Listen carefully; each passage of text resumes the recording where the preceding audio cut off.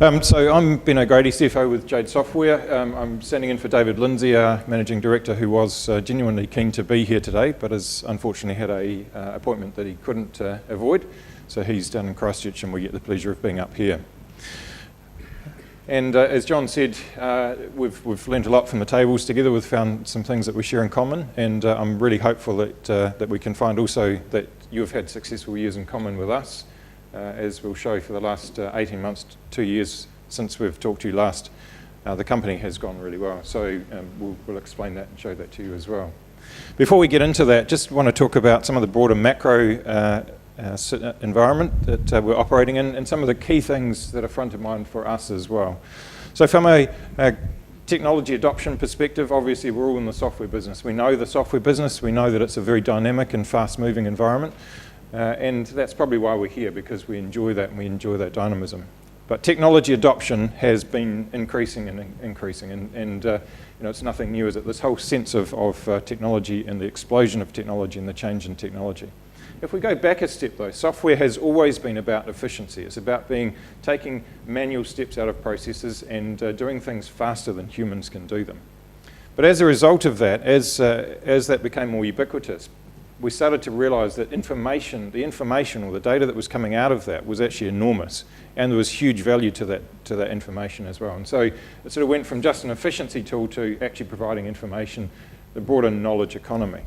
What we're finding now is this next step of the user experience, that actually people aren't just wanting now to know things or to do things better, they're actually wanting to enjoy the experience. And so that whole sense of coming and enjoying the experience, of enjoying the art of what they're experiencing in the software, and being compelled to come back again is something that they're really keen to experience. And so that's that whole use of technologies, new technologies, VR, AR, you know, all of these things, as you all know, are areas where we can just continue to innovate, and our customers are requesting as well. The other really interesting thing that comes out of that is this whole area of bimodal. The new catchphrase bimodal is an interesting area, because bimodal says, on one hand, we're wanting to drive this efficiency. We're wanting to do things better, to make things faster.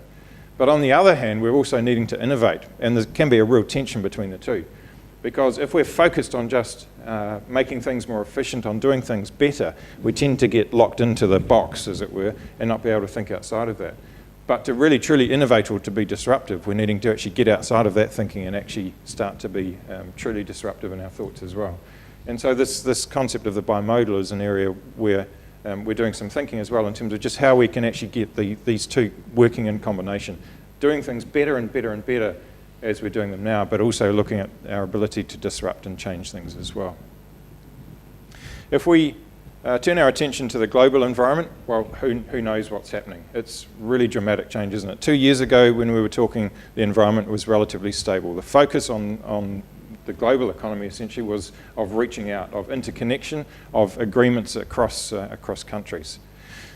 It was at the peak of the Arab Spring, and there was a real optimism, wasn't there, in terms of the sense of the whole global economy that was starting to grow.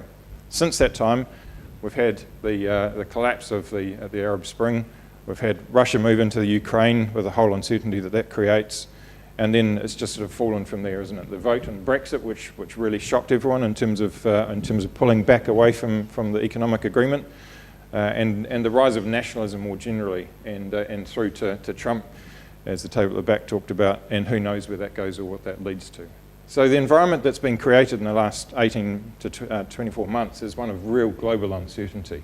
People don't know what's going to happen. They think it's probably going to go all right, but it has transformed and really changed in that last period. So, and the whole increase in terrorism, obviously, as a result of that, has created more uncertainty as well. So from a global perspective, people are in an environment where they're saying, well, we really don't know what's happening. We can't trust what's happening. On the other side, if we look at the leader's perspective, and this comes from the PwC global survey of CEOs, interestingly, there's actually some quite strong local confidence. So people are actually confident in their local economies, in their local environment, and what's happening locally. And it's going to be also really interesting to see how this plays out, because on one hand there is this sense of stability, and part of this nationalism is actually a focus back to say, actually we're better off focusing from a national perspective on ourselves and what we're doing. But how that interacts with the global economy and the impacts of that are really uncertain. The whole concept of security obviously is raising its head. Global insecurity is creating this physical security issues. Terrorism we talked about, just this whole sense of what's happening, Russia moving into Ukraine, etc., are all areas of physical security that are causing concern. But of more concern is the cyber security. And the impact of the Russian cybersecurity attacks on the American election is a quite fascinating, quite horrific example of that. And so we're finding that the global economy, in fact the whole environment we're living in, is one in which this whole cybersecurity is actually a really critical area, because it can have massive, massive impacts, not just on companies, but actually on broader political environments as well. And of course we're operating in that continuing environment where, because things are changing so fast and so dynamically, where in the software industry we're struggling even more than others to actually access skills that we need. People are needing to upskill constantly and continuously, and actually accessing those skills and keeping them and utilising them are one of our key challenges. So if we turn to JADE and how JADE's performed, I'm really happy to say that we've had, as John said, we've had a good last 24 to 36 months. We've really been focused on the different parts of the business and making sure that each of those businesses are going well. We've identified what we need to do with those parts of the business. And in 2016, that's led to the combination of, as John said, actually each part of those business areas or business lines performing well. The focus for us has been and continues to be on our customers. We're looking after our customers. We're locking in long-term relationships with our customers, and existing customers that we've had, we've been successful in locking in longer-term relationships and growing our relationship with them. On the other hand, 2016 then became a focus not just on those existing ones, but also on the growth of new customers and new name customers. And I'll show you a slide shortly which shows that we were successful in that as well. So we've both strengthened our existing relationships, but we've also increased the number of new customers we're bringing on board, and we know that those new customers are happy as well. That's led to revenue growth for us, and of course the revenue growth then has led through towards a much better profitability outcome as well, and I'll show you some of those figures shortly. It's been important to us that we bring our staff on that journey, that we've had committed staff, and we've also increased the number of our staff quite dramatically through 2016. So it's been a year of growth. Previous years were consolidation. This has been a year of growth for us, and a year of improving the resource base that we have across the company as well. And a major highlight for us in 2016 was the delivery of the JADE 2016 product for you as well.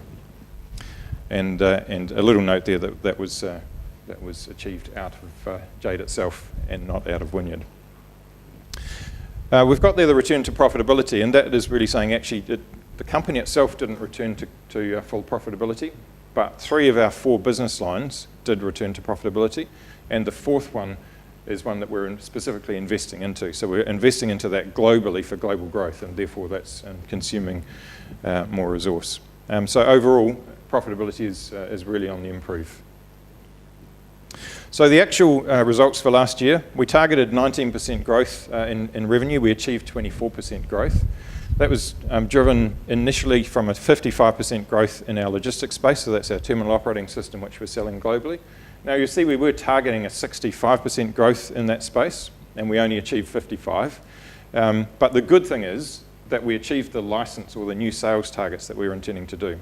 And the license targets, as many of you will know from our software product business, the sale of license is what then drives all the other revenue going forward. It drives the implementation revenue, and it drives the recurring support revenue.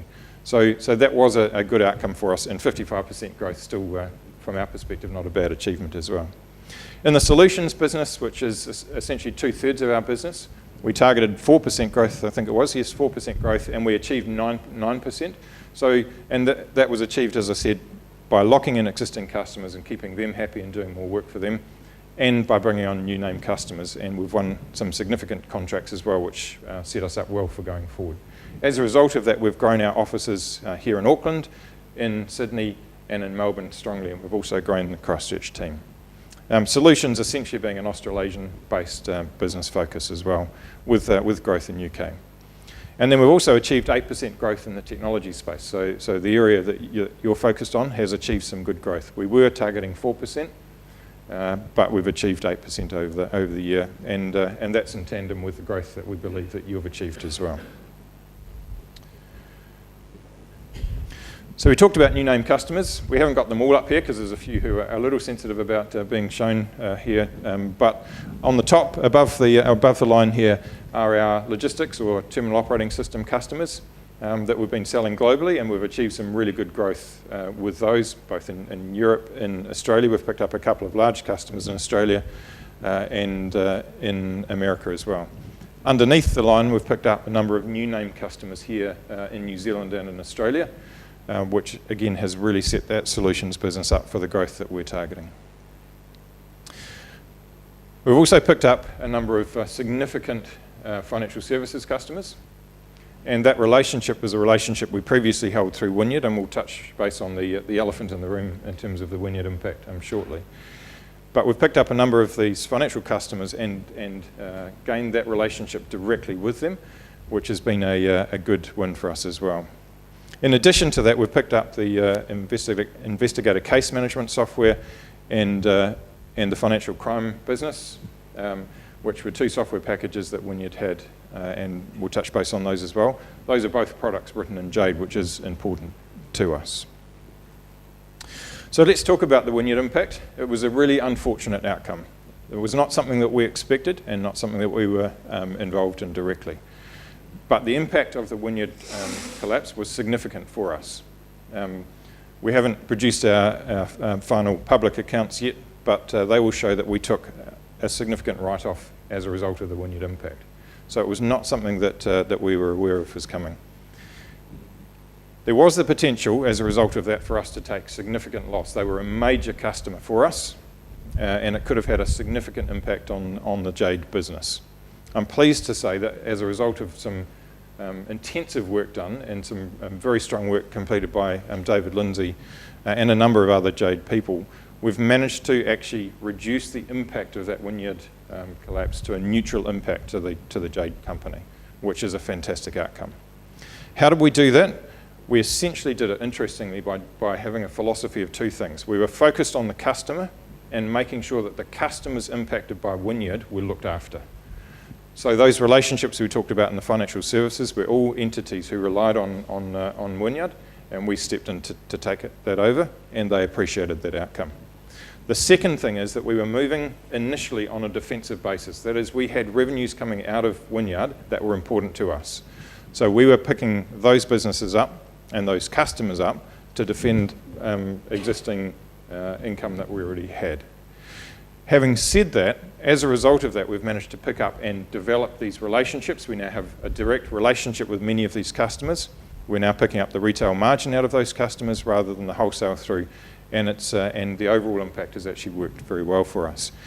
We've also got the opportunity to look at the growth or potential growth of the investigator case management ICM system and the financial crime business going forward as well, and to see if we can grow that. Our initial focus being bringing on board existing customers, locking in that and making that robust, and then we can look at future growth. But as I say, the impact of that has actually, in the end, been a neutral impact. The other thing we wanted to do was to protect the JADE products, and we'll come back to that as well because we see that as being really critical. So let's just go briefly through some of the different business lines that we have. We have the logistics business, our terminal operating system. That's a global terminal operating system that we are selling literally across the globe. Thanks, Artie. We're targeting being the #1 supplier of terminal operating systems to mixed cargo ports across the world. And we are confident that in 2017 we will achieve that target. We are close to achieving it now. 3 or 4 years ago we had 29 terminals licensed globally. We now have 108 terminals, including 25 that we licensed in 2016. So we're achieving good growth there. And some of those customers who came to us in 2016 said they'd come to us because they recognised us as the best in the world. We completed 7 implementations in 2016. If you do the maths between the 25 sold, you'll see there's a number still on the go. We've got a large number of implementations in the pipeline, 26, and partly that's because we've targeted multi-terminal operators. So we'll sell to multi-terminal operators. We complete one implementation, and then they follow after that with rolling out through the rest of their organisation. The nice thing to note is that we're getting consistent growth in that area of the business. In 2017, we're targeting a 21% growth. Obviously, that's a little bit lower than the 55% achieved last year. And you'll all know, no doubt having gone through that experience as well, that it's very hard to continue very, very high levels of growth. But nonetheless, 21% we believe gives us the opportunity to grow a very successful business going forward. We've got growth markets in Indonesia. We've invested for 2 years now in Indonesia, and we're starting to make some good headway in that market. It's got its own complexities and needs. We've achieved good growth in Australia with 2 significant customers there, but the good thing is that those customers have reached out to almost all of the terminals available in the Australian market, so we believe there's good growth there for us. And in USA, we've invested into where our sales director, our national sales director is, our global sales director is now based in US, in Houston. And we're starting to see some real benefit to that investment that we've made of getting him there, actually talking and starting to pick up the American accent as well. So 2017, as I said, we're focused on the multi-terminal environment. We're needing to pick up implementation partners, and once we've done that, we may also look at some sales partners or getting sales through those implementation partners. But we've got teams now in Dubai, in Rotterdam, in US, who are, and in Australia and New Zealand, who are part of the implementation network. But to be able to grow our business as we're wanting, we're needing to pick up additional implementation partners so we can really get that global growth without having to grow our team so significantly. We're looking to close business in Indonesia and to really continue that growth we've got. On the other side, we're also continuing a focus on product development. We've been working on some mobile apps through last year, and we'll deliver those shortly. And we're looking to refresh our product. Part of that refresh is a logistics platform team of highly capable developers that we've brought on board in Geneva. And they are looking to develop a platform that will give significant assistance back into our master terminal customers in the first instance, but with a broader capability, we believe, to access or provide information across the logistics environment that we think can be globally successful as well. So if we turn now to solutions, as I say, it's a significant part of our business and a really growing part of our business as well. We've picked up a number of new blue chip customers. So they're great name customers that we've picked up, as you saw on the slide. We've locked in the existing customers, and overall we're achieving some really significant growth. There's a real buzz about that team now, actually, and we've got some really fresh resource in there as well. We've picked up the direct relationships with the Wynyard customers, as we've talked about. And the nice thing is that last year we delivered a profit in that part of the business. So that's 2/3 of our revenue. In the past, that part of the business has had its ups and downs, but generally struggled to provide profitability. We believe we've now got that to a position where we can have a sustainable profit delivered. And we've increased the size and capability of our teams quite significantly across Australasia. So in 2017, we're focused on new opportunities. We're working in the CRM space and developing our capability there. We picked up our first 2 CRM-focused customers through last year, and we believe there's real growth and opportunity for us in that space. We're also working in the utilities sector to provide some software across the utilities sector. There's a number of the organisations in this particular sector are telling us they have a particular problem that needs to be fixed. We're working with a few customers now to assist them to develop a system, and we believe that has potential product opportunity as well. It's our intention to, as we develop these new products and these new opportunities, that we're then looking to provide those services back as part of the broader service that we provide to our existing customers. And as we mentioned at the start, the whole experience of our customers is something that we believe is really important, and that our customers to their end users are finding critical as well. And so UX-led user experience is the critical focus for us as well. So what are our strengths in that space? We know that we actually deliver for our customers. When we do little bits of work for new customers, they're coming back to us and they're getting us to do more. And we do that because we have end-to-end capability. We know how to deliver something right across the whole spectrum. It's based on our people that we have, and we have some really great resource. We've got our existing resource, great experience, and a large number of people inside the organisation who have been there for a long period of time. But we've also got that balance with a fresh sort of new group of people in there as well. And there is a real sense of dynamism across the group and of energy.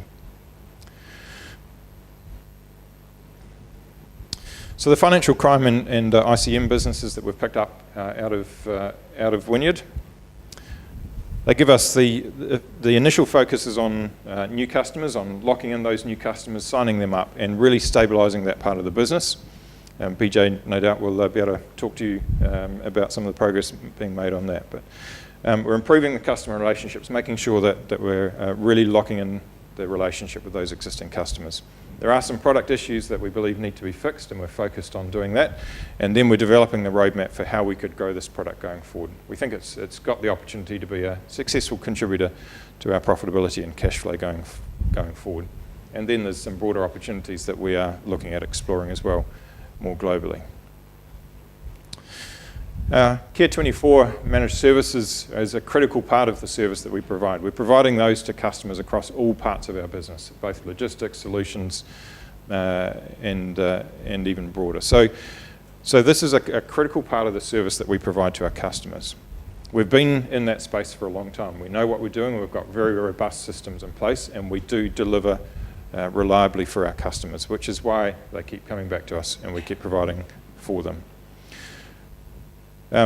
We've developed our own internal tools around that, so we've got real efficiency in what we do, and there's a real focus on continuing to improve that efficiency and the security and robustness of what we do. There is a strong focus in line with that cybersecurity issue on making sure that we have the best available from a security perspective, and we've made some good advances this year on that as well. Last year we achieved 24% growth in that part of the business. We had 16% staff growth, which is quite an investment into that space in an area that's traditionally been actually relatively flat in terms of staff numbers. So it's again a major part that we're focusing on and wanting to grow as well. We've delivered major projects for our customers and successfully delivered those on mission critical systems. And we've picked up a number of master terminal operating sites as well. We also upgraded or worked through the JADE 2016 upgrades as well with a number of our customers. We've gone to monthly upgrades for our master terminal customers, and obviously there's a really strong focus on the business continuity planning and compliance, and just making sure that things are just reliable and ticking along. And we know that we've got happy customers because they've told us so around the globe. So on to technologies, which is the bit you've probably been waiting for. And I think the message there is we're really focused on this part of the business. I know you've had questions, we've heard questions from you in the past. How important is the JADE product to our JADE business? And the answer is it's a fundamental part of our business. It's part of a business that we're highly committed to and that we see being a long-term part of JADE. As a result of that, we are investing into the JADE product. Performance, we know, is critical. The performance of the underlying JADE product is critical for us and for you, and we're working, as John will go through, to make sure that performance is continuing to improve. Interoperability is another focus for us, and then stability. So stability both of the system, but actually stability of the business line and stability of the business going forward. From my perspective personally, I've developed a realization over the years that long-term business is all about long-term relationships. It's actually about having successful relationships with our customers and our suppliers over the long term. And in the JADE product, this is absolutely part of our focus. As John said, it's a bit like the JADE family is really part of a broader family or broader environment we're in, and that relationship is critical to us going forward. We are committed to supporting that. A major shareholder, Skipton Building Society, 56% shareholder of the business, and John Beaufort is here as part of that entity, have committed to us in terms of a 10-year support contract, and we're 3 years into that. So they're committed to it, they've put money on the table, and we're providing a very long-term focus for them. Their banking systems are written in JADE and a critical part of their entity. We've also got a number of our key products written in JADE as well. So Master Terminal, which as I've shown is having global growth now, is a JADE product, and the ICM and financial crime business product lines that were brought back are also all written in JADE. So from a JADE Software Corporation perspective, the JADE technology is fundamental to us. It's fundamental to our future success and to our growth.